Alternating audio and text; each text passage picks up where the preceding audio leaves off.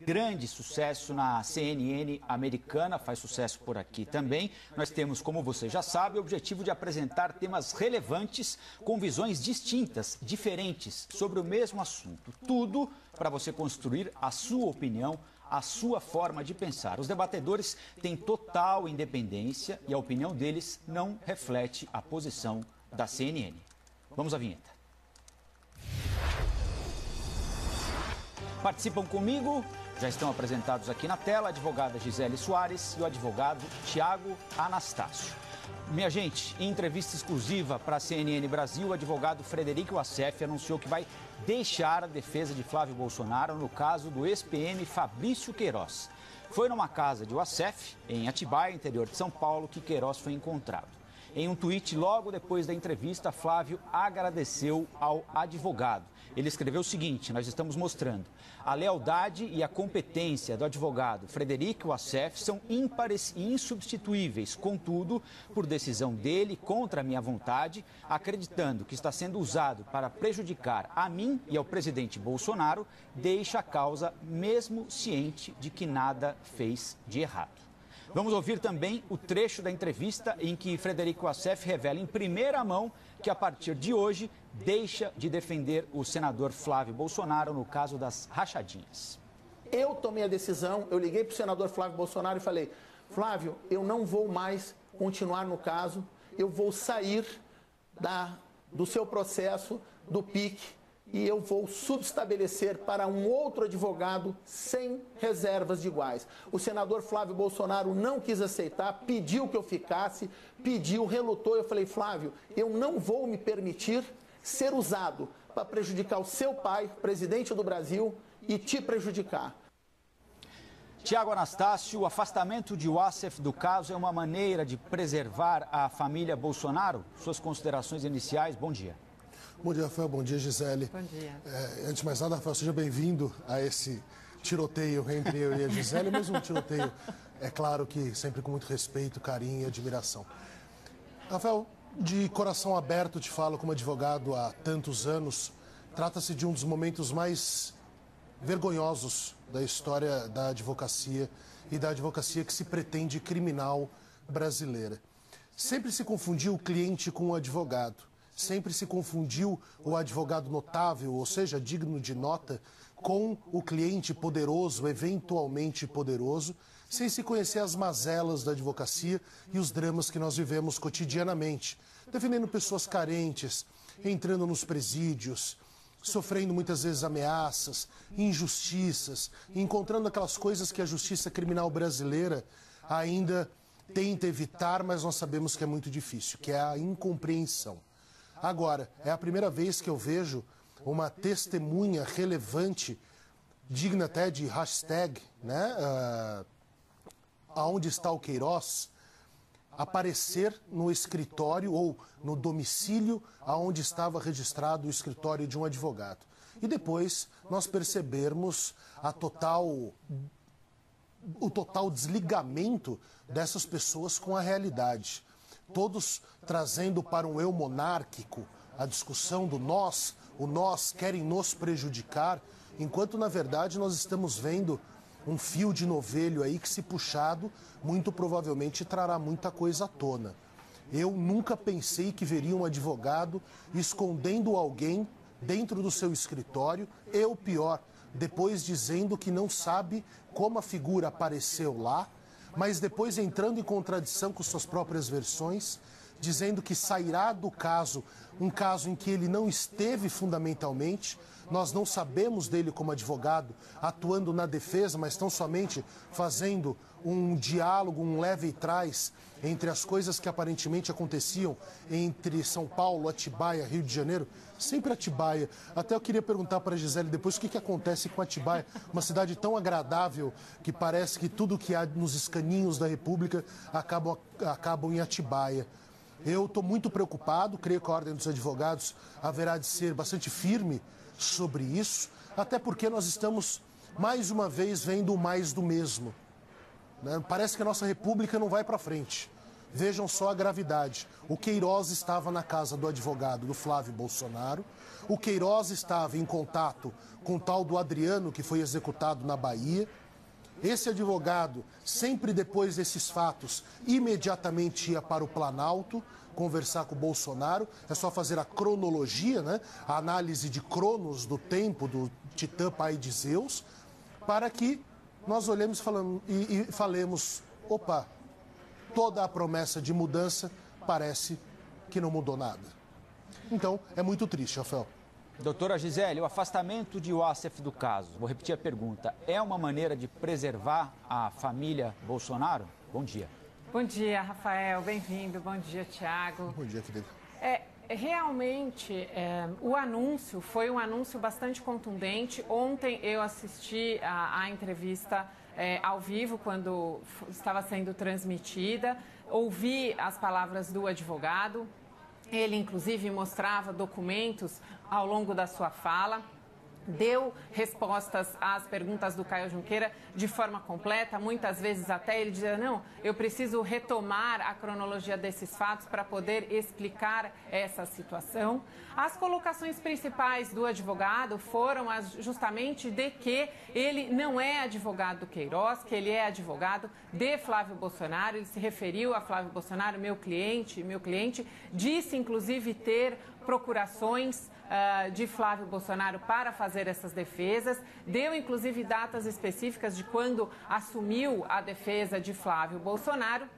E ao final da entrevista, ele então fez esse anúncio e justificou da seguinte maneira. Ele disse, eu não posso admitir que eu seja usado para atingir Flávio Bolsonaro e também o presidente Jair Bolsonaro. E um pouco antes, ele inclusive fez uma fala também bastante firme, dizendo ser sim advogado do presidente Jair Bolsonaro e de Flávio Bolsonaro, contrariando inclusive uma nota pública que havia sido publicada, assinada por outros advogados do presidente, justamente negando e dizendo, fazendo uma afirmação contrária, dizendo que o advogado Frederic Wassef não era advogado do presidente. Então, houve inclusive esse momento desse esclarecimento e ao final da entrevista ele então disse, vou subestabelecer amanhã, não declinou o nome do novo advogado que irá assumir o seu posto na defesa dos interesses do senador Flávio Bolsonaro, ressaltou várias vezes que o seu cliente, por enquanto, ele é só uma pessoa suscitada na mídia, mas não há contra ele nenhuma denúncia, não há uma investigação. Ressaltou muitas vezes que este inquérito, ele traz muitos documentos contábeis, ou seja, ele traz muitos extratos bancários de movimentações, que ele se debruçou por mais de 10 dias ao assumir o caso sobre todos esses documentos contábeis, que ele não identificou nenhuma transferência de Queiroz para o senador Flávio Bolsonaro e que então ele apresentaria todos os seus argumentos se e quando houvesse o oferecimento de denúncia. E justamente foi para mim uma surpresa quando ao final da entrevista ele disse que faria esse subestabelecimento. O subestabelecimento em si, ou seja, a transferência de um processo de um advogado, de uma banca de advocacia para outra, isso é algo relativamente comum. Há, por vezes, processos que se desenvolvem ao longo do tempo e que a relação do cliente com o advogado, ela acaba sendo desgastada ou, por outras razões, novas bancas de advocacia ou novos advogados acabam integrando aquela defesa. Então, o subestabelecimento em si, essa transferência, isso não é algo incomum, mas realmente chamou a atenção a forma como foi feita e principalmente a justificativa. Então, ele se colocou nessa posição de não aceitar ser usado para prejudicar a família Bolsonaro. Doutor Thiago, estou vendo que o senhor está... Eu ia emendar uma pergunta aqui, mas o senhor está fazendo sinal de não com a cabeça, eu quero saber por quê. Não é contra o argumento da Gisele. É exatamente o que eles pretendem. A pergunta ele não respondeu. Que raios o Queiroz estava fazendo no escritório dele? Isso ele não responde. Querem prejudicar o presidente. Mas tudo bem. E então querem prejudicar quem colocou o Queiroz lá? Isso ele não responde. E, de fato, ele não é o advogado do presidente Jair Bolsonaro e nem do Flávio Bolsonaro. A Karina Cuff é advogada eleitoral deles. E, pelo que eu vi naquela nota, um dos maiores advogados criminais do Brasil, o doutor Pitombo, meu caro colega aqui de advocacia criminal em São Paulo, figura fidalgal, um grande mestre do direito, é o advogado do Bolsonaro, que inclusive desmente aqueles discursinhos do Bolsonaro ali no gradil, quando fala que não tem dinheiro para pagar advogados bons. O Pitombo é um dos maiores advogados do Brasil e já era advogado do Bolsonaro e fez uma defesa absolutamente maravilhosa, inclusive livrando o Bolsonaro da acusação que era feita por uma deputada federal contra ele no Supremo Tribunal Federal. Então já cai uma das mentiras do eu não tenho dinheiro para contratar grandes criminalistas. Tanto tem que já contratou e pela nota da Karina Cufa, o doutor Pitombo continua no caso. Então, já cai mais uma mentira. Agora, o que me parece muito estranho é, começa esse discurso falsário, porque é falsário, não quero que prejudique o presidente da República. Não, não é que prejudique, você prejudicou. O Queiroz não estava nem na minha casa, nem da Gisele. Ele estava na sua casa, Gisele? Não. Então, nem na minha. Então, ele estava no escritório de advocacia do advogado. Aí agora começa esse discurso do Flávio Bolsonaro dizendo, olha, vejam bem, eu gostaria que ele ficasse. Não, não gostaria. Se os Bolsonaros pudessem, sumiam com esse UACF agora, como já tinham desaparecido com Queiroz. Porque a grande realidade é essa. Enquanto esse homem não vier, ou numa nota pública, explicar como é que uma testemunha, uma figura relevantíssima, que faz um link de investigação do Ministério Público do Rio de Janeiro, e que tinha contato com um homem que foi morto na Bahia, chefe de milícia no Rio de Janeiro, e sempre ia, depois de datas fundamentais, ao Palácio do Planalto. Eu fico imaginando, Gisele, você imagina o que tem no celular desse Queiroz, e que ele não bloqueou quando o Ministério Público de São Paulo chegou. Ele entregou o celular desbloqueado. Você imagine o que tem nesse celular. Então, não vamos cair nessa mentira tosca de uma figura que não estava exercendo a advocacia. Ter a procuração nos autos lhe dá poderes, mas não significa que há o exercício da advocacia da defesa. Os advogados do presidente da República eram a senhora Karina Cufa e o doutor Pitombo aqui de São Paulo. Não era ele. Ele esteve sim em algum momento no caso do COAF, se a memória não me falha, quando o presidente da República, inclusive, tira os poderes do ministro da Justiça, Sérgio Moro, retirando o COAF do guarda-chuva do Ministério da Justiça. E vejam só como foi com base em toda a gestão pública do presidente. Ele tirou o COAF da mão do Sérgio Moro, quando o COAF se torna relevante para pegar o filho dele. Então, vamos esperar esse UACF explicar e responder a pergunta simples. O que o Queiroz fazia dentro do seu escritório, porque ele não era advogado do Queiroz. Doutora Gisele, essa ponta ficou solta mesmo, né? E não foi por falta de insistência nossa na entrevista. Ele jura que o presidente não sabia, que o senador não sabia, que o Queiroz estava no sítio, mas por que, como e por quanto tempo o Queiroz esteve naquele sítio? Essas pontas continuam soltas, né?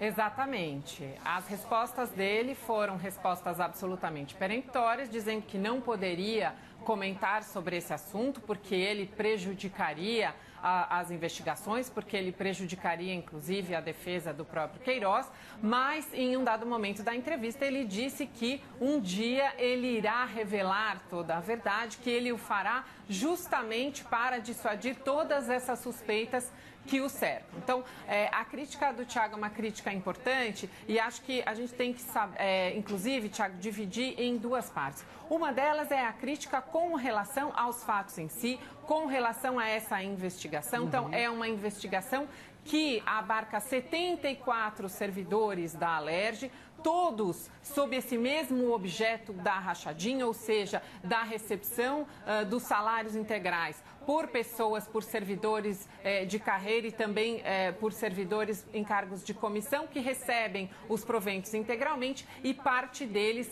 seria destinada a pessoas específicas que fariam a administração deste volume de verbas para destiná-las aos deputados ou, enfim, para fazer essa administração e fazer mau uso dessas verbas que eram então retiradas desses servidores. Houve, inclusive, quem, na sua defesa, dissesse que os servidores, por livre e espontânea vontade, participariam de uma vaquinha, que então parte daqueles valores era doada pelos servidores para uma vaquinha. Fofo. Enfim, Isso, né?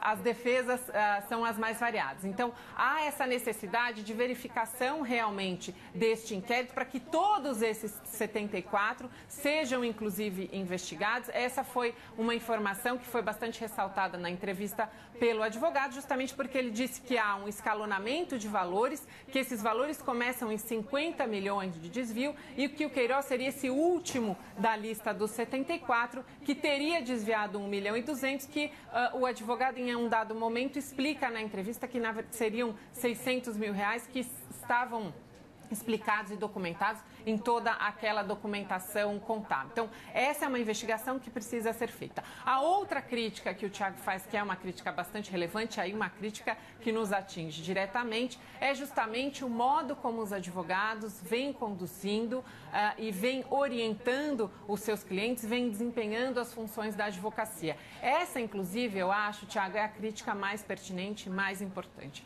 Este é um momento absolutamente relevante para que os advogados atuem de uma forma ética, de uma forma muito rígida, muito proba. Cabe a nós, advogados, dizermos aos nossos clientes, esclarecermos a eles quais são os limites. Eles precisam nos dizer a verdade para que possamos, inclusive, devolver e dizer, olha, isso que você cometeu é um crime, vou fazer a defesa com essa estratégia, ou isso não configura crime, este é um ilícito civil ou não é um ilícito, você está dentro da esfera do seu direito sem abuso, mas é importante que nós, advogados, adotemos essa posição porque agentes da justiça que somos também. E não é admissível em nenhuma hipótese que haja justamente esse abuso, esse excesso por conta de todas as prerrogativas, as imunidades que temos, que nós transfiramos essas prerrogativas indevidamente aos clientes para, de alguma forma, beneficiá-los e protegê-los da justiça que é devida e tem que ser distribuída a todos. Então, essa é a crítica que realmente é muito pertinente. Sabe o que é engraçado, Gisele? É que o Bolsonaro,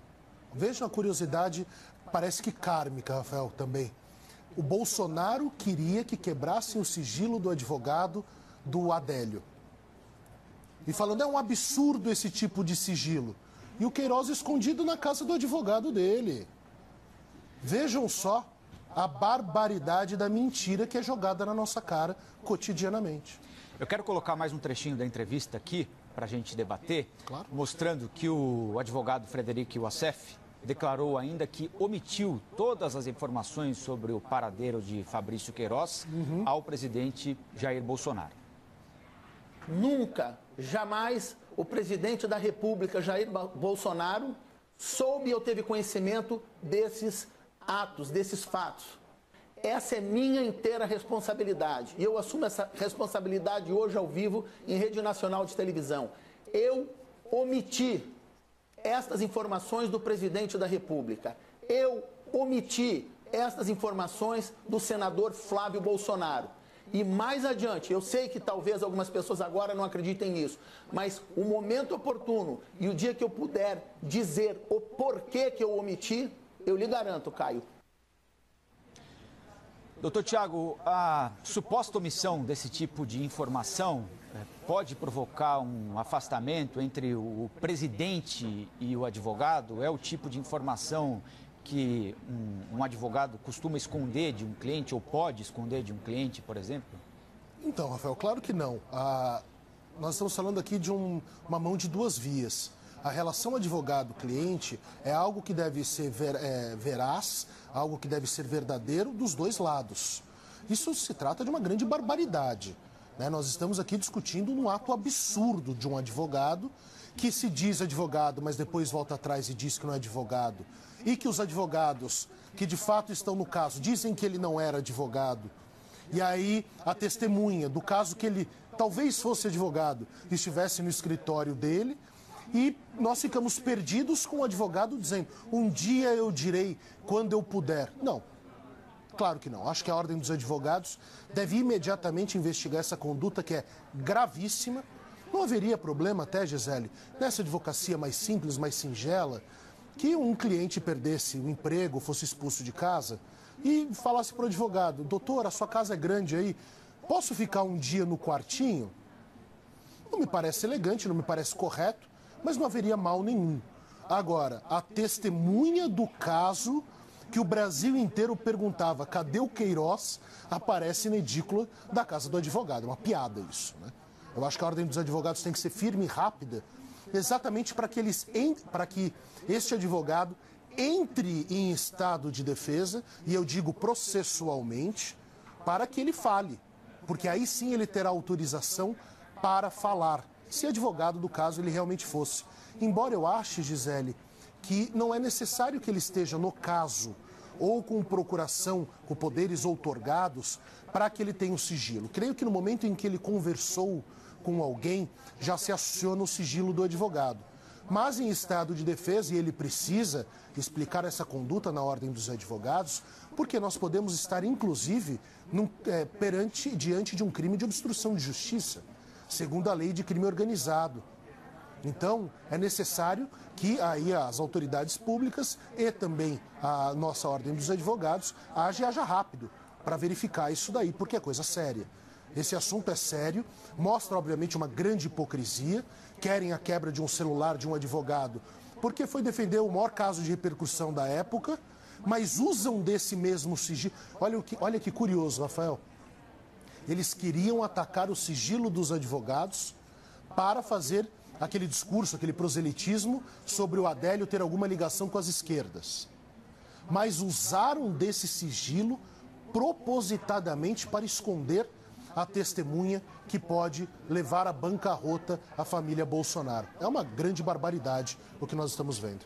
Doutora Gisele, como é que a senhora vê a omissão, a suposta omissão dessa informação ao senador Flávio e ao presidente Jair Bolsonaro por parte do advogado? Pois é, foi justamente a palavra que eu anotei aqui. Ele disse, eu omiti, assumo responsabilidade. Ou seja, Thiago, e aí você, o criminalista, até pode me ajudar. Há uma confissão, então, de uma omissão intencional, correto? Então, eu omiti, então presume-se que eu sabia e omiti intencionalmente. O peixe morre pela boca, né, Gisele? Pois é, se nós formos ser preciosistas com as palavras, e aí justamente eu mencionei as procurações, porque em um dado momento da entrevista, ele disse, fui muitas vezes ao Palácio, justamente quando ele estava refutando aquela nota de que ele não era advogado do presidente. Ele disse, fui muitas vezes ao Palácio, conversei muitas vezes com o presidente, sempre para discutir pautas jurídicas e levei procurações para serem assinados. Ou seja, ele foi quem trouxe essa informação sobre essa documentação. Então, ele teria instrumentos de procuração, então ele seria formalmente, inclusive, advogado, não precisou de quais processos e de quais casos. No caso do COAF, a discussão no Supremo Tribunal, eu lembro de ter lido a peça, embora... É bom, não posso falar isso. Cuidado. Não, claro, eu não posso falar. Mas eu li a peça e ele assinava a peça. Do Flávio Bolsonaro, ele foi nessa discussão do COAF. Isso é um fato. Eu me lembro muito bem de ler isso. Isso, ele disse isso na entrevista. Agora, é muito estranho. Agora, o que o advogado do Flávio está falando com o pai do Flávio, que é o presidente da República? E sabe o que eu não entendi até agora, Gisele? Se ele era o advogado do presidente da República, e se o presidente da República tem todo esse grupo de advogados notáveis, dignos de nota, grandes profissionais, por que a AGU está defendendo ele? Eu realmente não entendo. A AGU não serve para defender pessoas, serve para defender o Estado brasileiro. Então, eu acho que, inclusive, Ordem dos Advogados, Procuradoria-Geral da República, todos deveriam se perguntar e instigar a Corte Maior do Brasil a se perguntar o que a Advocacia Geral da União está defendendo uma pessoa específica. Porque essa pessoa tem sim condições de contratar advogados.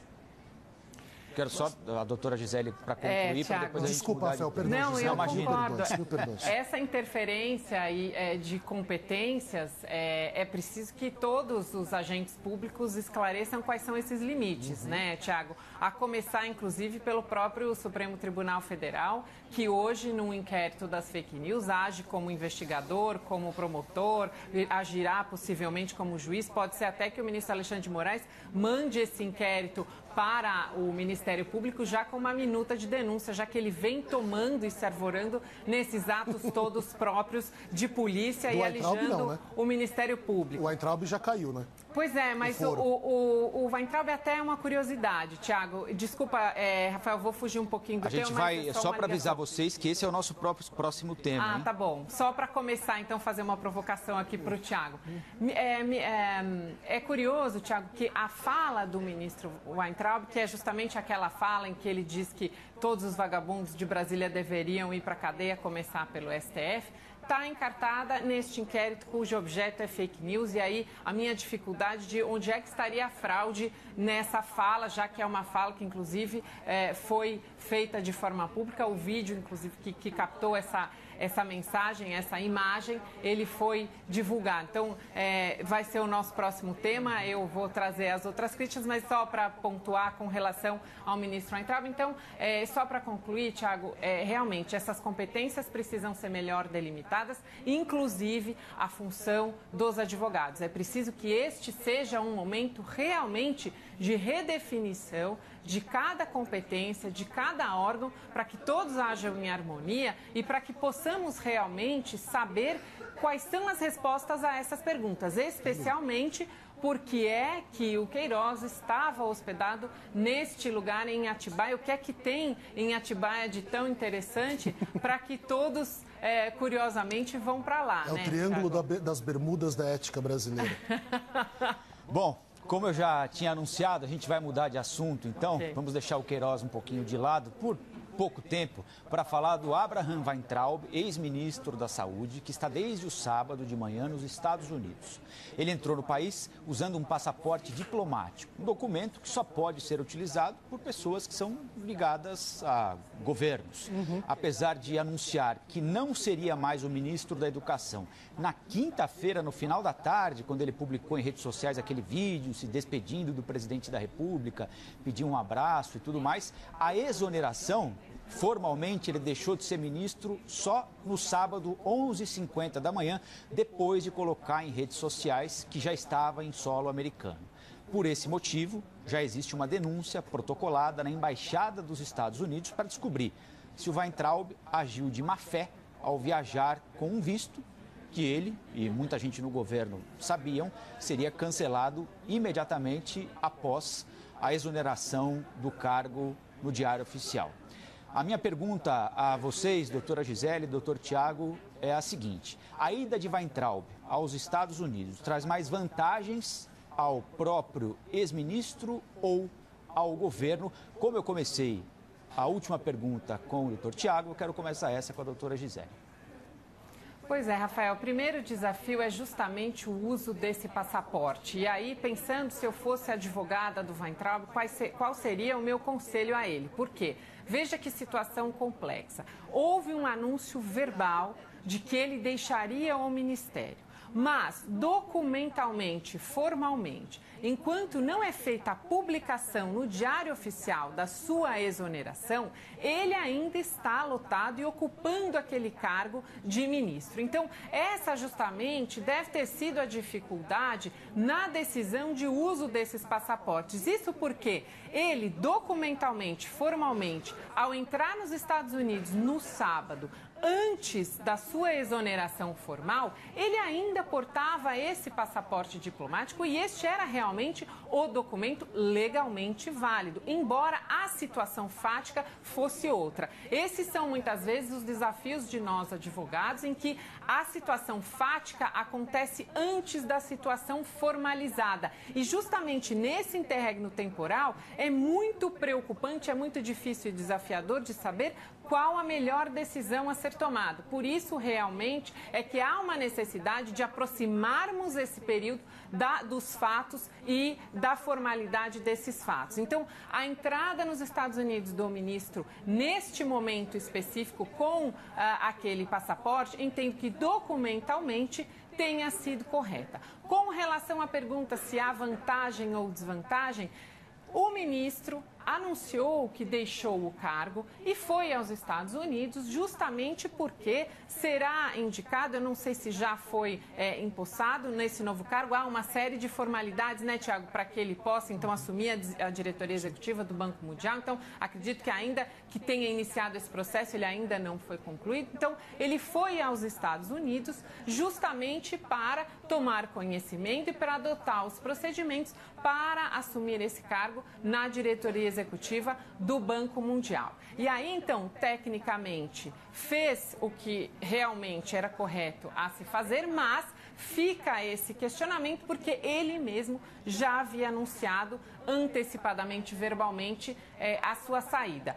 O ministro é economista, é professor da Universidade Federal, portanto, uma pessoa que reúne as exigências técnicas para ocupar o cargo de diretoria executiva no Banco Mundial, embora haja uma série de críticas justamente por essa questão de o presidente ter discutido uma saída honrosa para o ministro e que essa, então, seria a saída honrosa. Ele sai do Ministério da Educação, passa a ocupar, então, um cargo nos Estados Unidos como diretor executivo do Banco Mundial. A ida de Weintraub para os Estados Unidos traz mais vantagens ao ex-ministro ou para o governo? Agora a resposta é do Dr. Tiago. Rafael, nós precisamos fazer uma análise muito interessante sobre esse período, e a Gisele está corretíssima na sua análise e toda a história que ela coloca, né, fatos, datas. O ex-ministro Weintraub, o ministro Weintraub, ele entra nos Estados Unidos de forma legal com passaporte diplomático.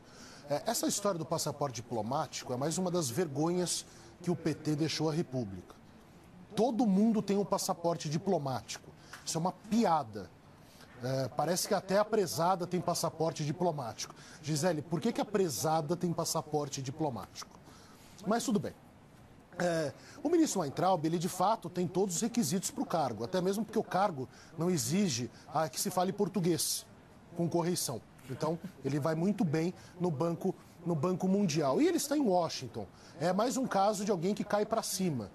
Ele sai do Ministério da Educação, que ele não tinha nenhuma lida com aquilo, vai para a sua área de atuação. Ele foi diretor do Banco Votorantim por bastante tempo, inclusive tendo sido um executivo premiado e respeitado. Não o conheço atuando nessa área, parece ser um profissional muito capacitado nisso daí. Ou seja, caiu para cima, foi morar em Washington, deve ser um dinheirão esse negócio do Banco Mundial, né? A diretoria de um Banco Mundial deve ser um belíssimo salário, e ele cai. Agora, o grande ponto aí é o seguinte: será que propositadamente, essa é a pergunta, e não é uma leivosia que levanto, não. Porque nós temos visto que os atos desse governo são atos ocorridos, inclusive, de madrugada. Tem até a história do assina e não assina, o que sai no Diário Oficial, na época da exoneração do delegado-geral de Polícia Federal. Será que não retardaram? Será que o governo não retardou? Porque eu estou achando muito estranho isso. Que o governo não retardou a exoneração dele para que ele pudesse ter facilidades para sair do país?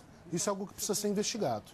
Creio que não tenha ocorrido, mas é algo que deve ser investigado, até mesmo porque essa história do passaporte diplomático é muito estranho. Eu não sei nem qual é o status dele lá agora, porque o visto no passaporte diplomático, se é que visto há, eu não sei mesmo, Rafael, nem Gisele, ele entrou com um passaporte e vai sair com outro, mas no outro não existe, porque o passaporte diplomático deve estar cancelado.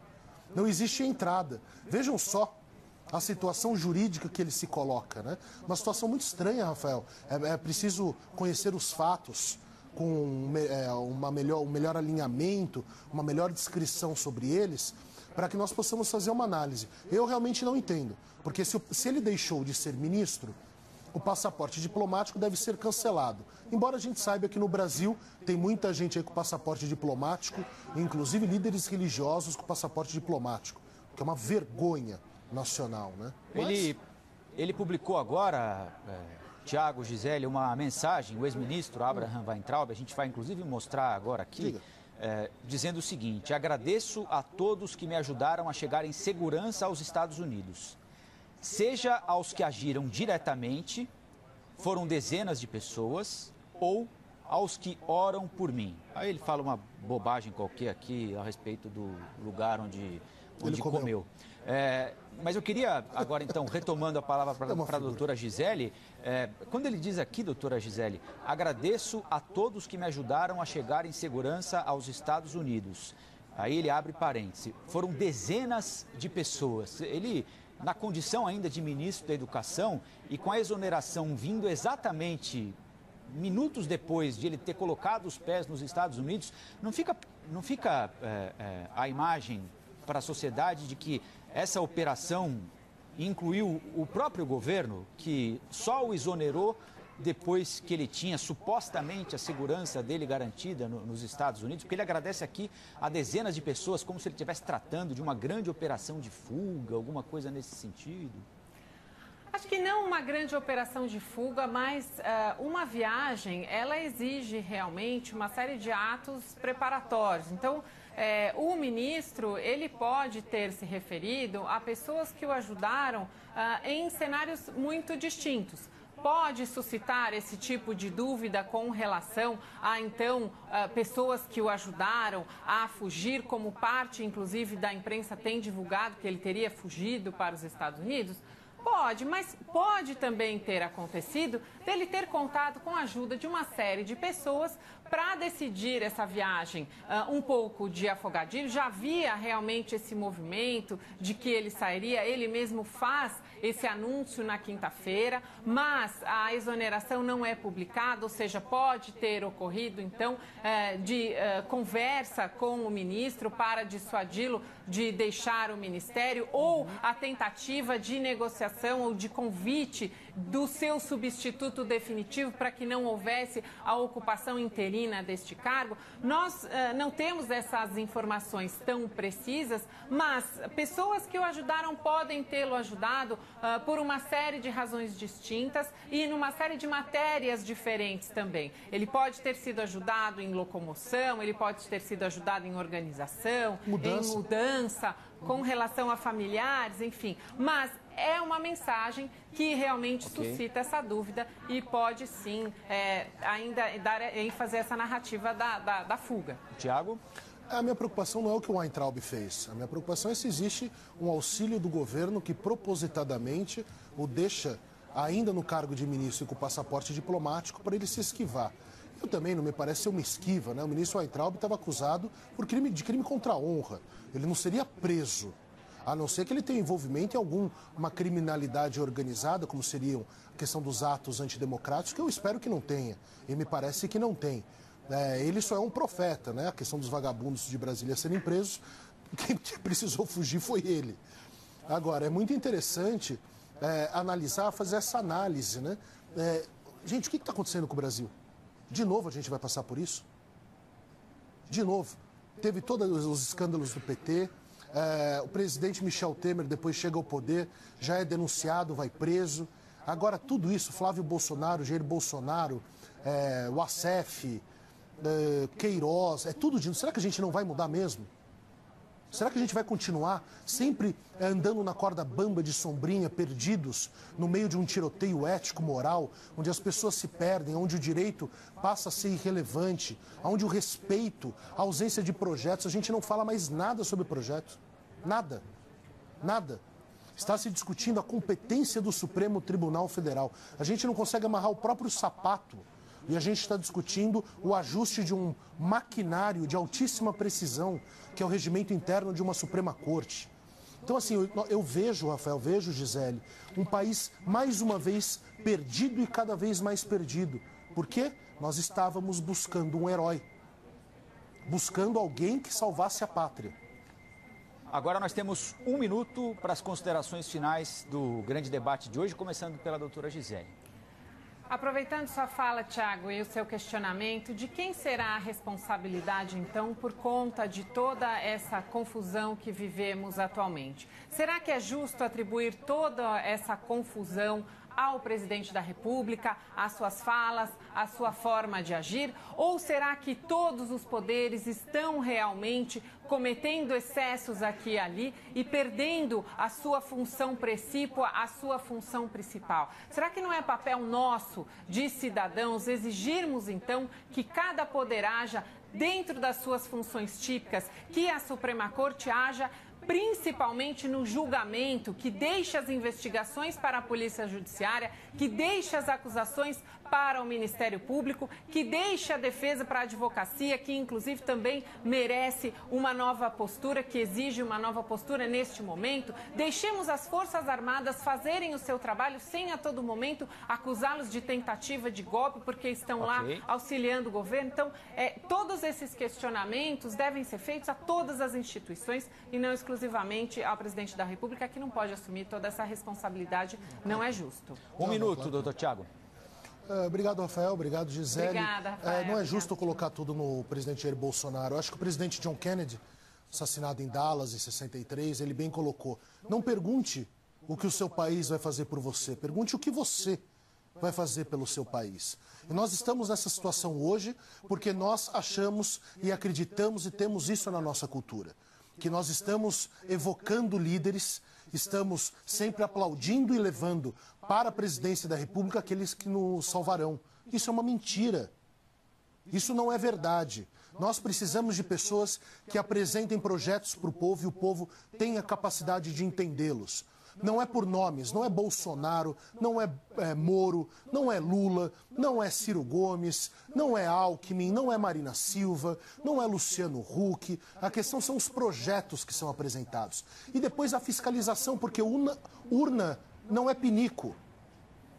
É o primeiro ato eleitoral que existe. Nós precisamos verificar depois aquilo que nós fazemos, exigir, não é com passeatas. A questão dos militares que a Gisele coloca muito bem, senhores militares, os senhores são fundamentais à pátria. Saiam disso de política. Ok. Saiam disso de política.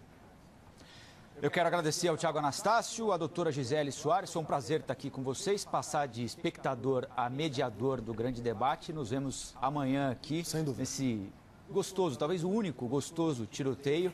Lembro que todas as edições do Grande Debate estão disponíveis na íntegra no nosso site cnnbrasil.com.br, no nosso canal oficial do YouTube e também em formato de podcast em todas as plataformas de áudio.